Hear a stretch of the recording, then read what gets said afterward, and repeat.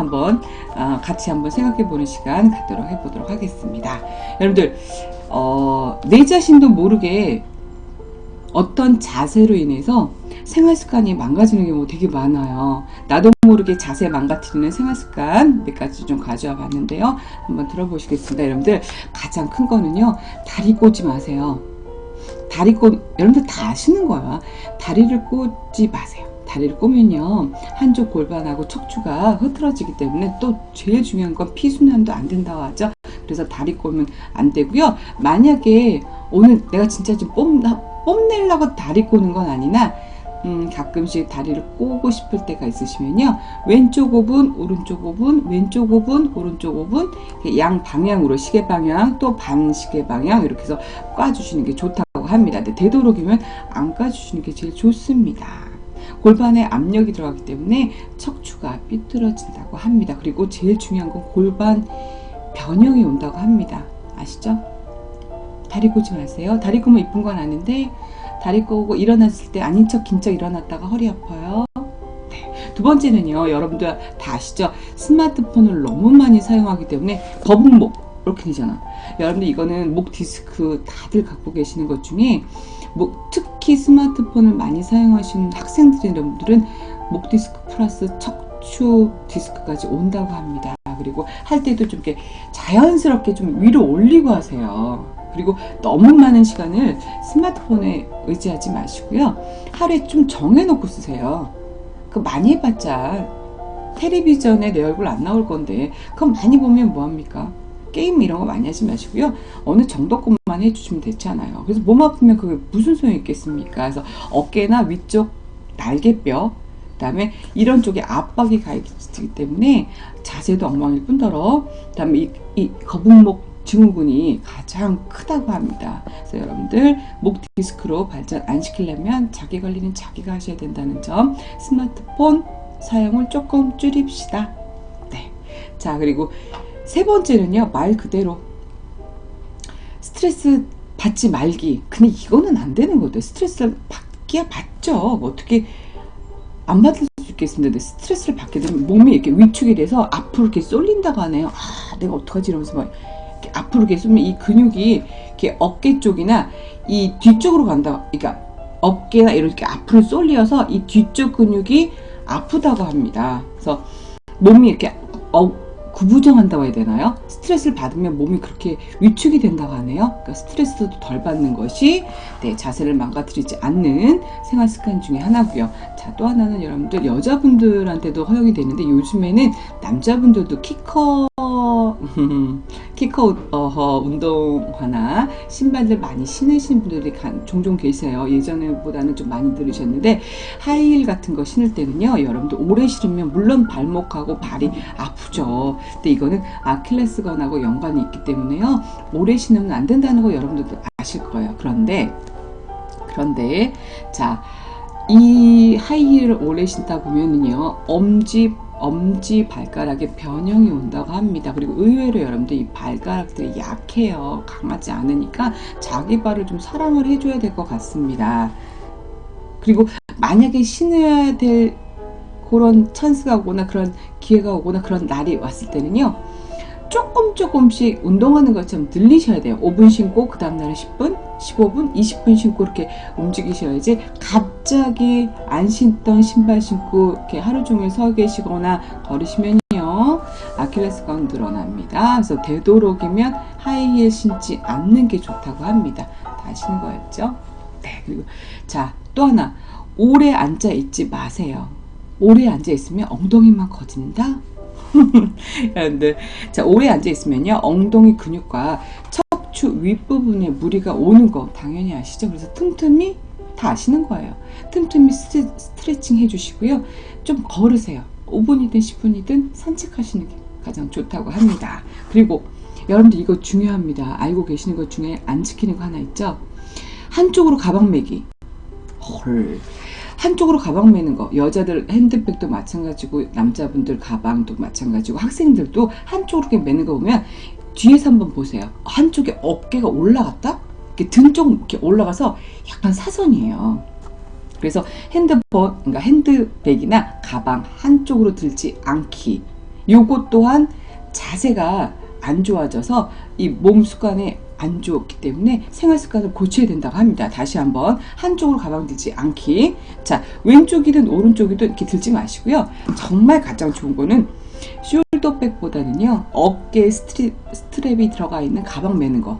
그냥 가방을 매는 게 차라리 낫지, 양쪽으로 매는 게 낫지, 한쪽으로 이렇게 딱 들지 마세요. 이거는 척추 또 관절, 어깨 변형이 온다고 하네요. 네.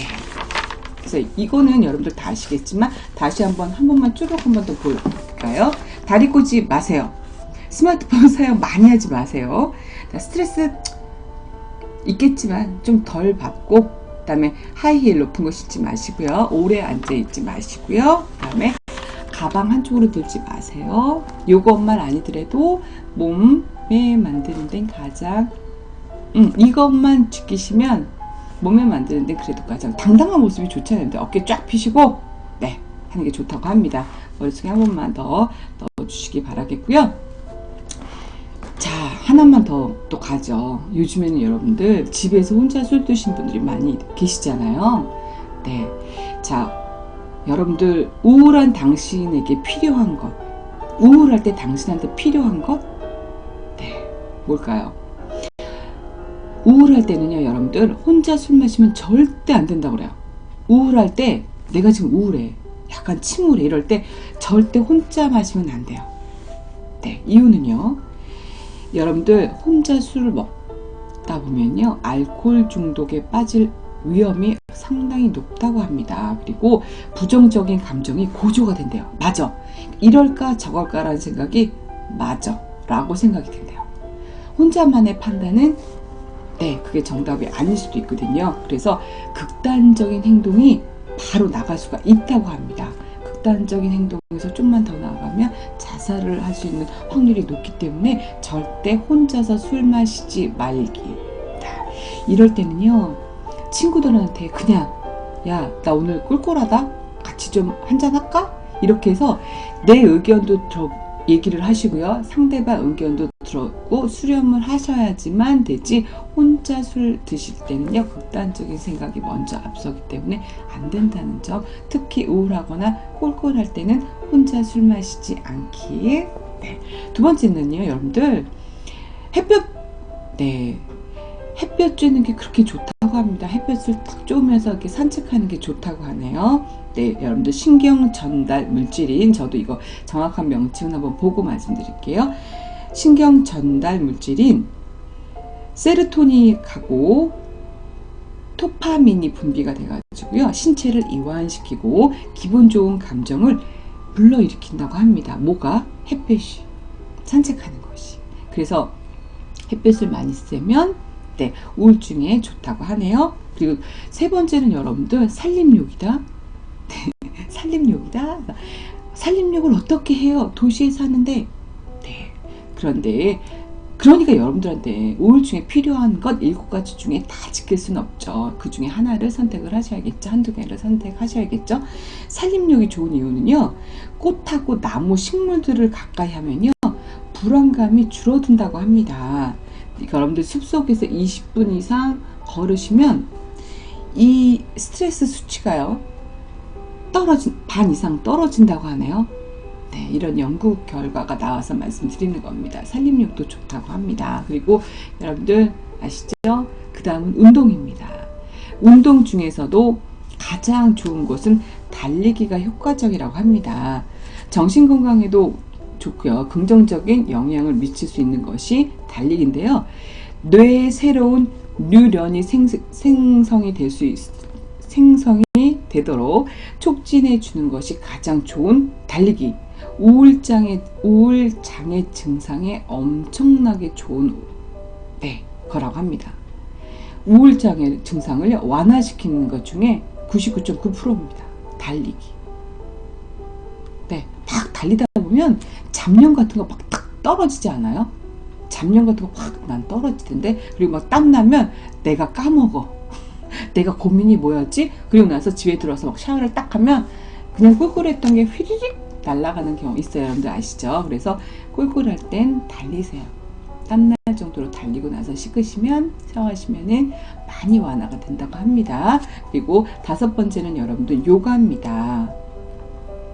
요가를 하다 보면 심호흡을 하게 되잖아요. 여러분들 그런 거 있죠. 화날 때 워워워워 그래 10번 마셔, 호흡 크게 들여 마시고 내쉬고, 그런 거 많이 들으셨죠? 네, 이런 거 똑같습니다. 심호흡을 반복해서 하게 되면요, 마음이 조금 더 차분해지고요, 침착해지는 경향이 있기 때문에 부정적인 감정이 해소가 된다고 합니다. 굳이 요가를 떠나서가 아니라 이렇게 화가 나실 때 호흡을, 눈을 감고 호흡을 하시면 좋은 거 아시죠? 진짜 호흡만 잘 하셔도 스트레스, 수치하고 불안감 증상이 완화가 된다고 합니다. 그래서 여러분들 화나면 10번 쉬라는 거 이제는 50번만 눈 감고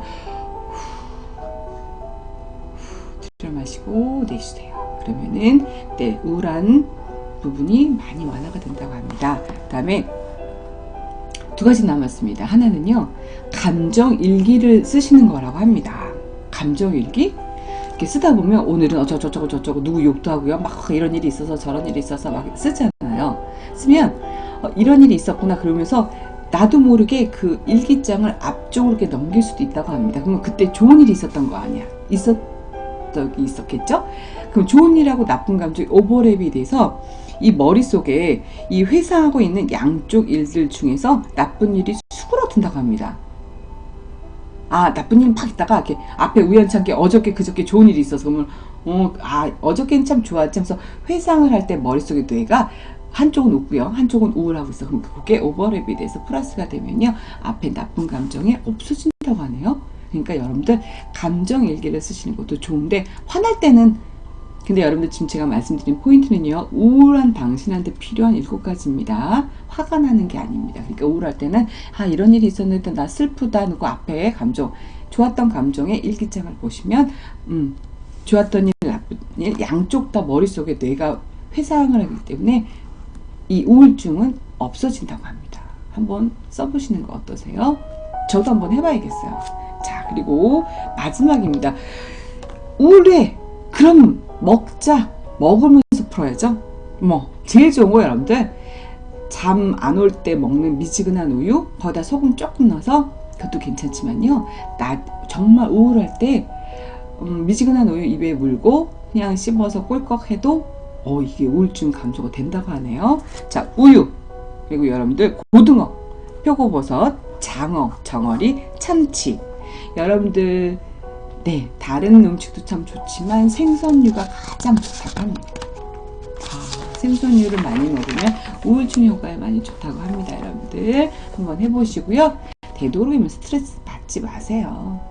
다 거기에 사람 사는 거 거기고요.